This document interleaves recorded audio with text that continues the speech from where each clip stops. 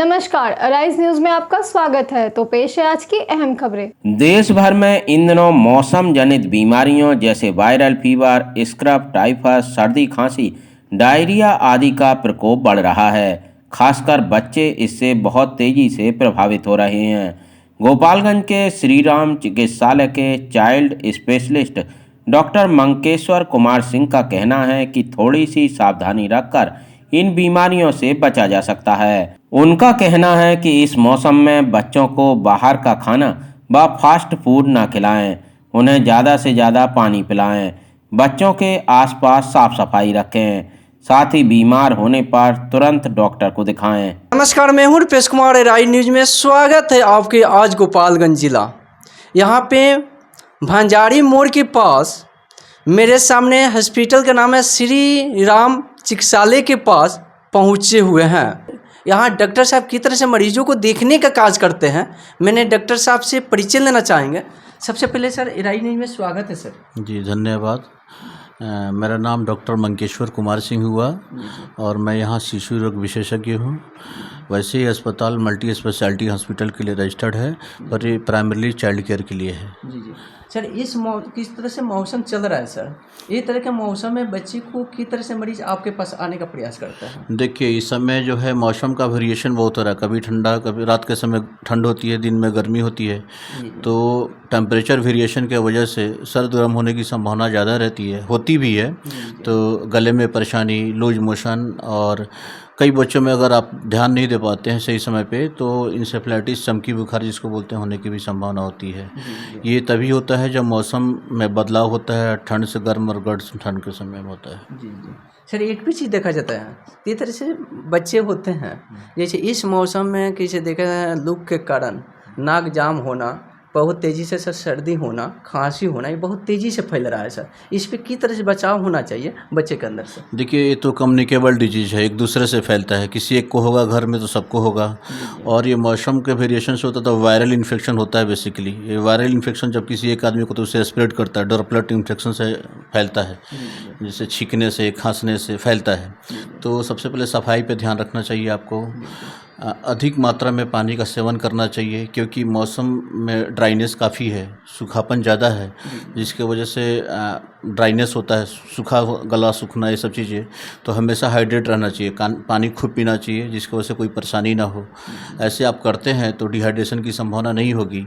और दूसरा, आप तला वाला मसालेदार चीज़ खाने से परहेज़ करें, बाहर की सामान खाने से परहेज़ करेंगे तो अच्छा रहेगा। सर, आपके तो हॉस्पिटल बहुत बड़ा सा हॉस्पिटल है सर, किस तरह से अपने हॉस्पिटल में किस तरह से सुविधा देने का कार्य करते हैं सर? देखिए, हमें लगता है कि गोपालगंज का पहला ऐसा अस्पताल है जिसमें 24 आवर्स इमरजेंसी सुविधा उपलब्ध है। पहला अस्पताल होगा ऐसा, आप और जगह भी पता कर सकते हैं, पहला अस्पताल है। तो यहाँ बच्चों के लिए 24 घंटा इमरजेंसी सुविधा उपलब्ध है। नॉट सिंपल ओपीडी नहीं है, ओपीडी बेसिकली आपको 2 बजे तक ही देखी जाती है। उसके बाद से फिर 4 से 5 ओपीडी देखी जाती है, लेकिन इमरजेंसी करके आप कभी भी दिखाया जा सकता है, अगर इमरजेंसी है तो।